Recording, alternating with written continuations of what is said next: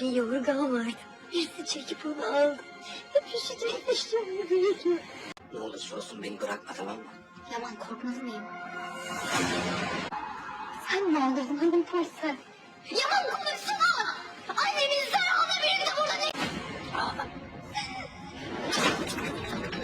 Annemin yanına bekler! Babaannem. İşi var! Dedem sizin evde öldürülmüştü ya.